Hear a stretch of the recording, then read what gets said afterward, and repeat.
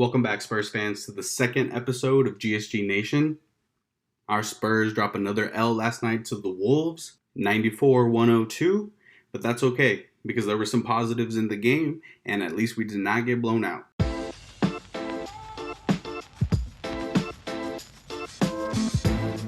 But let's start with the pregame today.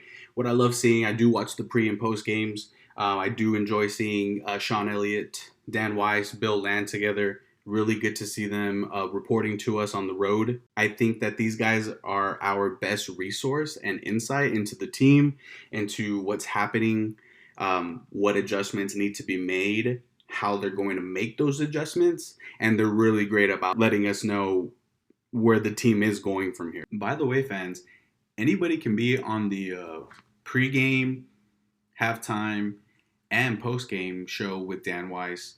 Anybody can be on camera. You just got to visit Frost Bank Center, section 115, and you'll get yourself right on camera. So again, really just enjoy seeing those guys. Another exciting thing that they were talking about tonight was the in-season tournament, and just seeing the highlight clips from the quarterfinal games, semifinals that are going to go on. Just really exciting to watch. Really exciting to see other teams that, weren't doing so well over the years. Really good to see them, make it to the semifinals. Really good to see their fan base be able to enjoy something, to be able to get excited about something.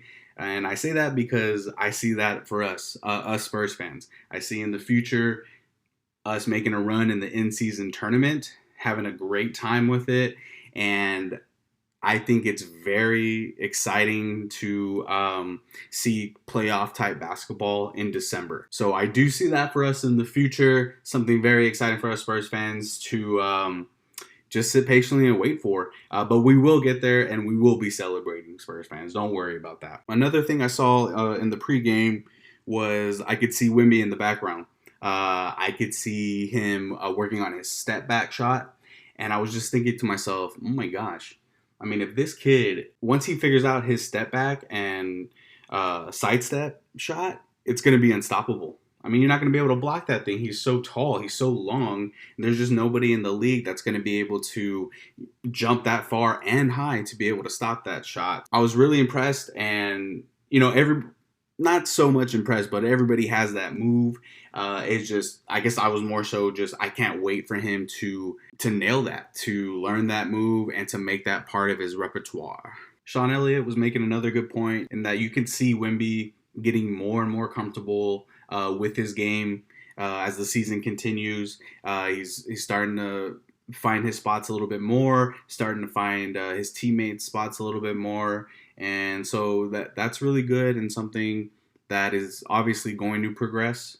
And I think he's doing just fine with that. I started laughing when I saw the starting lineup when Chetty, Devin, and KJ. I knew a lot of fans were going to be excited for the lineup change. And I have to say I was excited about the lineup change too. And not in the fact that I did not want to see Jeremy Sochan in the starting lineup, but I was excited to see Chetty in the lineup with Devin and KJ. I think that lineup is actually going to be a really good lineup in the future in tight games especially.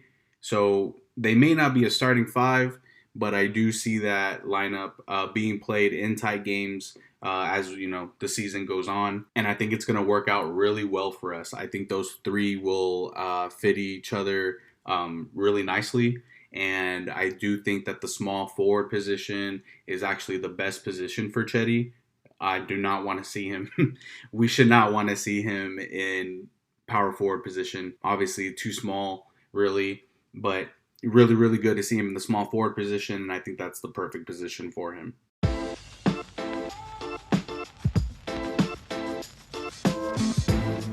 So let's get on with the game, which I think we actually played a really good first half. I really like to see all the aggression from the players. It looked like everybody was driving the ball, which is a great thing to see. And I think that they should continue to go with that. And I think that lineup, pushes the ball a little bit more productively by driving to the basket more. You could see all of them, Chetty and KJ, just really driving it to the basket majority of the time. And that's going to be really beneficial for the team because the more and more we attack the basket, the more and more it's going to leave guys open for threes. And I know we didn't make a lot of threes this game, only hitting 8, but we are going to hit those threes. So I say continue to drive to the basket, guys. Continue to play aggressive, and we're gonna get open shots from that. We're gonna get some productivity from that. KJ was really having a good game last night. Um, he was really focused. You could tell, he was being aggressive, and it was good to see the focus there. It was good to see his leadership out there, and it's just really nice to see him grow into that role more and more. It's good to have a leader on the team for sure, and I think he's fitting that role really nicely.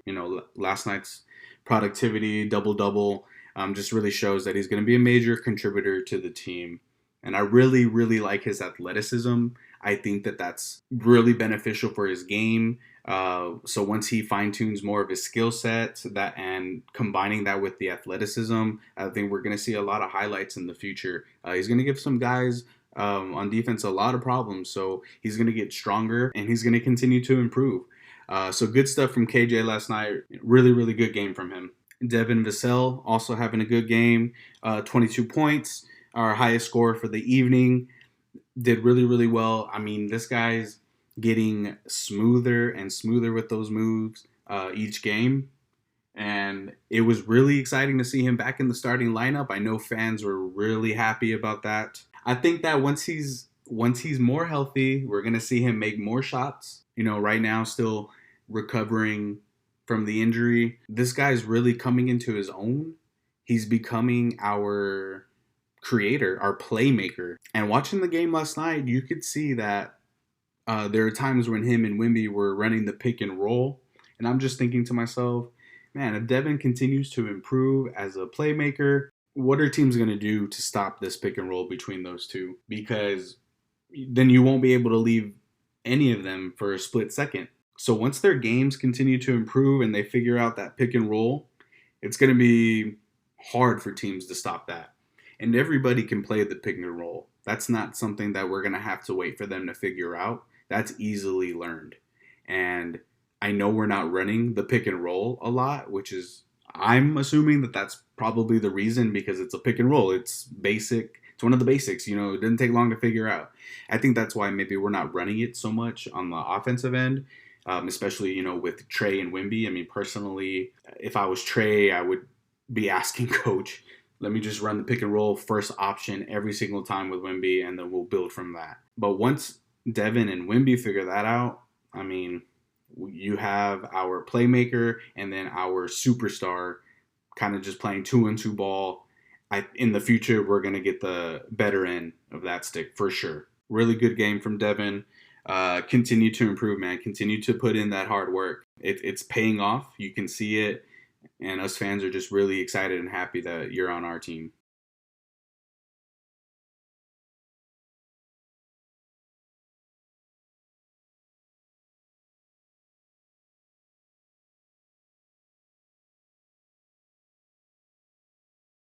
So one thing that's annoying me about this season right now is just how the whole team is getting the rookie treatment from the refs. I mean, my gosh, it's not just Wimby alone, but it's Keldon, it's Devin, Zach, like it's everybody, the whole team just getting the rookie treatment. We're not getting any fouls called on us, and that is more frustrating than watching this team lose, because that's just disrupting our whole offense. I mean, we have 3 guys that could be averaging even more points if the refs would just call fouls more for them. So 3, Wimby, Devin, KJ, I mean, those guys get more fouls called on them. They're just going to be averaging more and more points. And I know it's not going to be this season, but definitely next season, and then just as seasons go on, I mean, we are going to get those calls. And that's going to be tough for teams because it's going to disrupt their offense. And if they're constantly sending Wimby to the line and slowing the pace of the game, I mean, what are they going to do? And Wimby is going to go to the line a lot because these fouls that are not being called, you can see them clearly and you can hear them. It's ridiculous that they're not being called, and it's clearly, and this is just widely known. But yeah, it's just the rookie treatment, and he's not going to get the calls right now.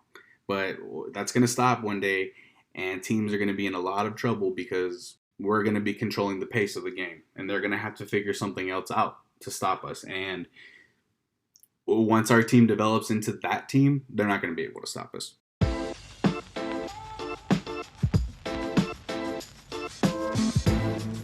While I'm watching the game, I'm trying to find like a positive out of the defensive end. We're only losing by single digits here. This is the number one team in the Western Conference. I think they're actually the number one team in the league as well right now. We're only losing by single digits. So I'm just trying to find something positive on the defensive end. And kind of I think what I noticed was that we're not really waiting for guys to commit on defense. Everybody looks committed.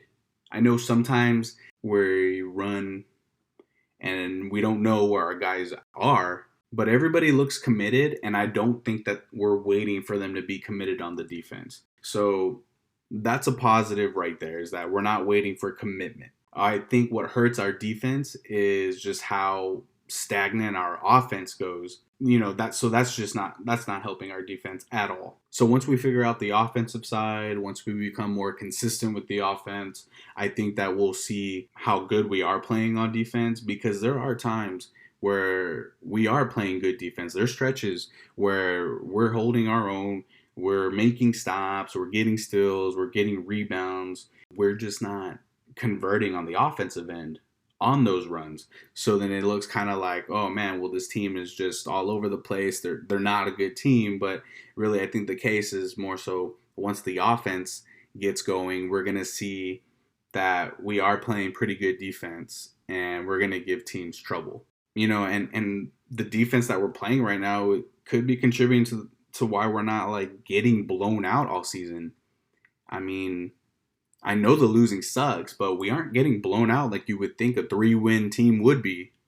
So we're competing in these games, and majority of the game we're in there fighting, competing with the guys, with the other teams, and that should honestly scare the rest of the NBA, to be honest with you. I mean, next year we can be winning these games that we're losing by single digits. I mean, this game in particular, we make a couple of more 3-pointers and we win the game. So, I wouldn't say it was a bad game overall from us at all. And that should scare the NBA, because we're going to make shots. We're not going to get worse. We're playing defense. We're not getting blown out. The Spurs have only won 3 games. How are they competing with the number one team in the NBA? And maybe we're not such a bad team after all. Even though the 3 wins would show otherwise, there's still a lot of positivity to be found. And we just got to be a little bit more patient. And I know we will. And next year, so we can be winning these games next year. We're going to be preventing teams from going on runs. We're going to be preventing teams from making comebacks. I mean, we're already going up 15, 20 points sometimes in games for only being a 3-win team, and we're taking these leads. I mean, guys, once we figure it out, what's the NBA going to do? They're going to have a hard time with us. And 2 seasons from now, we might be blowing these teams out. And if we're not blowing them out, at least we're competing at a very high level. They're not constantly getting the best of us, and we're giving teams some trouble. And all these teams are going to wonder, where did the San Antonio Spurs come from? What happened? They only won like 10 games last year. What's going on? Well, it's because we've built a system. They got a core group of guys. They have their superstar, and they're making strides. And that's what we're doing. We're making strides each game. We made strides tonight. I think we found a new lineup for us to use in the future, a fun lineup for us fans to watch. And I can't wait to see it. I hope we see more of it. So overall, pretty good game from the Spurs. Again, we make just a few more 3-pointers. That's just one little tinker that if we make that, we win this ball game. So those are the positives from last night's game. Hope you guys could enjoy those with me as well. Thank y'all for joining me on another episode of GSG Nation. Be sure to keep up with GSG Nation on Instagram and TikTok at GSG Nation, as well as on X at Talk GSG Nation. That's it for today, Spurs fans. I will catch you Friday, section 125 against the Bulls. Go Spurs, go!